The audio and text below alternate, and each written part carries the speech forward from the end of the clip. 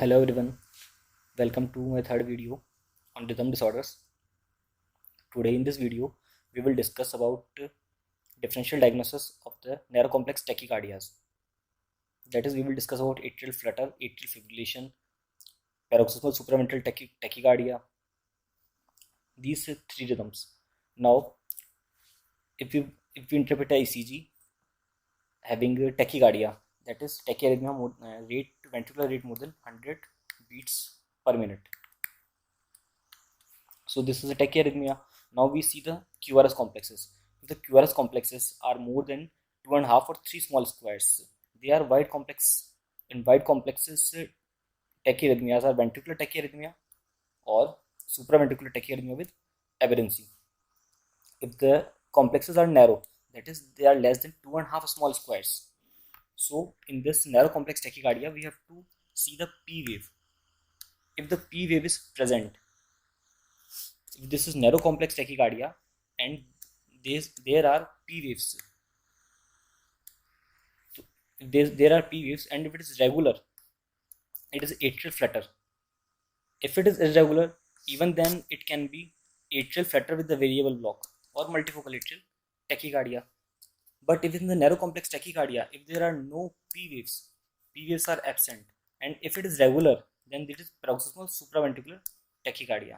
And if the P waves are absent and it is irregular, rhythm is irregular, then it is atrial fibrillation. Now looking at the ECGs. So this is our first ECG rhythm. Now in this ECG strip, we can see that it is irregular.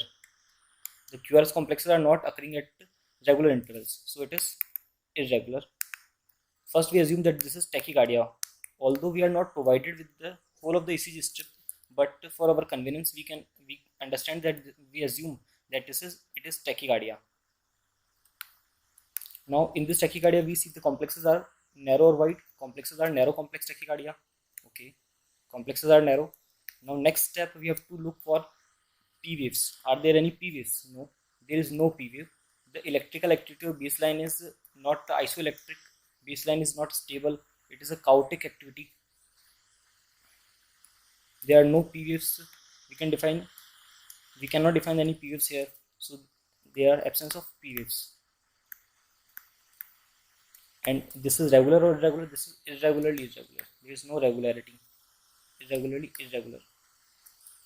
With absence of P waves, there is no atrial stimulation. So this is atrial fibrillation. There are multiple foci which are generating their own impulses. What happens in atrial fibrillation? This is our atria and this is our ventricle. So in atrial fibrillation, every muscle fiber of the atrium becomes that pacemaker or focus and generates their own impulses. So no overall electrical stimulation of atria occurs at once or contraction occurs at once. Individual action potentials are generated. For one of them conducts via AV node to the ventricle and stimulates ventricle and generates some QRS complexes. So QRS complexes occurs in irregular interval, and because there is no organized activity, no P wave is formed. So this is atrial fibrillation. See this ECG.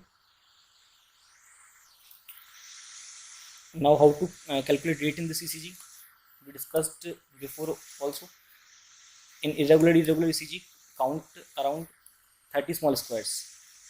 1, 2, 3, 4, 5, 6, 7, 8, 9, 10, 11, 12, 13, 14, 15, 16, 17, 18, 19, 20, 21, 22, 23, 24, 25, 26, 27, 28, 29, 30. 30 small squares. 30 small squares means 6 seconds. In 6 seconds, 1, 2, 3, 4, 5, 6, 7, 8, 9, 10, 11 QRS complexes means 11 beats. In 6 seconds, there are 11 beats. So in 60 seconds, there are 110 beats. So it is 110 beats per minute. So this is tachycardia. Complexes are narrow complexes. Okay. So this is narrow complex tachycardia. Rhythm is irregularly irregular. There is no regularity in the rhythm. In the next, we saw that irregular rhythm, narrow complex tachycardia, and there are no P waves. Baseline is isoelectric, completely chaotic electrical activity. No isoelectric baseline, no P waves. Atrial stimulation is not occurring because of the atrial. This rhythm is atrial fibrillation.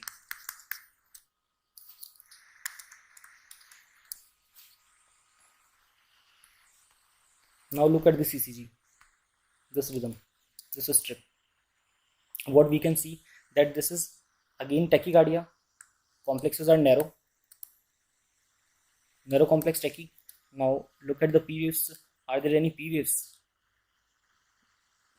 There is this wave, or we can see this one negative wave. Either these two positive waves or one negative waves. Two P waves at once. P waves present.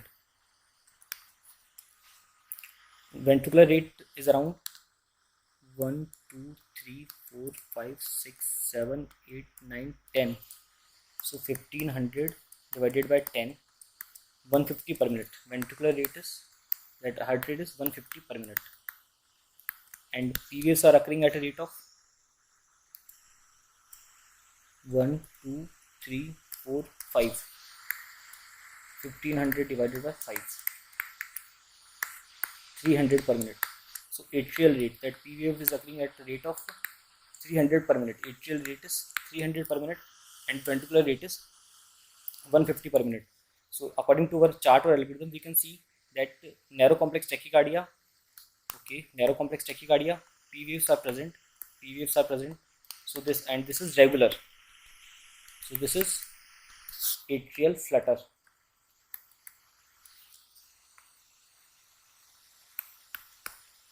Now what happens in atrial flutter? We see the next ECG. Then I will explain what happens in atrial flutter. See this ECG. Rate is around 75 beats per minute. Regular. QRS complexes are occurring at regular intervals. Now we can see, are there any P waves? Yes, there are these waves. These are not exactly P waves, but these are equivalent to P waves because they are originating from the atrial focus. These are called, as we described this is atrial flutter. So these are known as flutter waves or F waves. Flutter waves or F waves. So these are P waves are present or F waves are present. So this is narrow complex tachycardia, regular, and P waves are present. So these are atrial flutter. Now in this ECG, ventricular rate is controlled because atrial flutter occurs with the AV block. In the previous ECG, we saw AV block was of 2:1, and in this ECG, AV block is of 4:1. How we can see that 4:1? Because there are 4 atrial waves. For 4 atrial waves, one QRS complex is generating. We can see this by another method. Ventricular rate is around 75 beats per minute and atrial rate is, we see atrial rate around 5 small squares between 2 P waves or 2 F waves. So atria is beating at around 1500 divided by 5 small squares. So 300 beats. But ventricle is beating at rate of 75 beats. So 300 to 75. That is 4:1. For every 4 impulses produced by atria, only 1 impulse is conducted to ventricle. So this is atrial flutter with 4:1 AV block. By looking at this ECG, we can find out that there are 3 P waves, 1, 2, 3, and 4 is mixed. 4 appeared at the same time of ventricular response. That is this QRS. So it is hidden behind this. So this is 4:1 block. In atrial flutter, this is known as sawtooth appearance. If we remove these QRS complexes, so what remains is flutter waves. So this is typical sawtooth pattern of atrial flutter.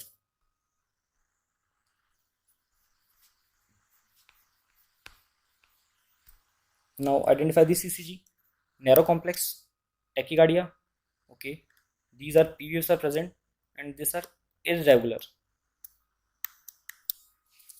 So narrow complex tachycardia, but P waves or F waves are present. So this is flutter. but this is irregular. Why this is irregular? Because this is flutter with the variable AV block. AV block is varying here 1, 2, 3, 4, 5 around 6 to 1, and here only 1, 2, 3, 4 is to 1. Now coming to our next ECG. So in this ECG, what we can see? We can see that this is a narrow. First of all, this is rate. First of all, we will try to find out the rate of this ECG. Okay, rate is, these are around 8 to 10 small squares. So rate will come around 150 or 160, 170 per minute, because these are 8 small squares.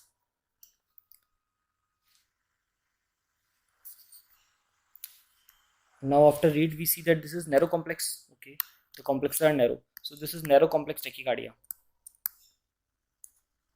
Now, is this rhythm originating from SA node? No, we cannot see any P waves here. These are T waves after this QRS complex. No P waves. So narrow complex tachycardia with absence of P waves. So this is paroxysmal supraventricular tachycardia. Paroxysmal supraventricular tachycardia. I have not discussed the mechanisms of atrial flutter or PSVT. Basically, atrial flutter occurs because in atria there is a focus बन जाता है atria में. That focus actually, what that focus does, that focus has a re-entry mechanism. That impulse once generated has re-entry. It again and again stimulates atria, and one that impulses that pass to ventricle response is completely dependent on the AV node.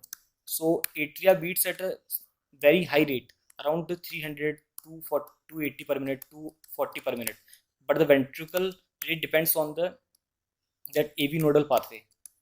AV node, how much blockage does AV node provide to that impulses. So this is atrial flutter. And in PSVT has different mechanisms. The most common mechanism of PSVT is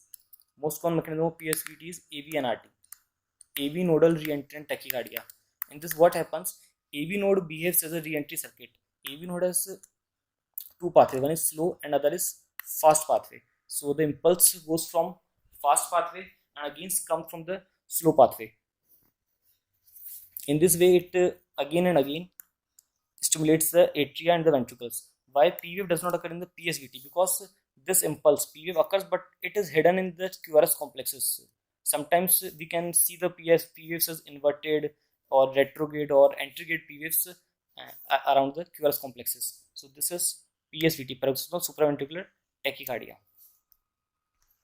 So summarizing the whole video, we can say that if in any tachyarrhythmia, we first have to see the QRS complexes. If these QRS complexes are wide, so we can say that this is ventricular tachycardia. Leave this. For at the NEET PG level, leave this. You can simply say that this is ventricular tachycardia. Now, if the QRS complexes are narrow or less than 2.5 small squares, see the P wave. If the ECG has P wave or not in the narrow complex tachycardia. If the ECG has P wave present, then this is atrial flutter.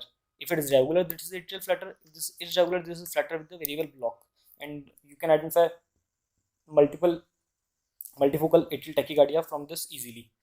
Now, if the P wave is absent in the narrow complex tachycardia, and if it is regular, P waves are absent and this is regular, this is PSVT. And if the P waves are absent and it is irregular, then this is atrial fibrillation. Okay.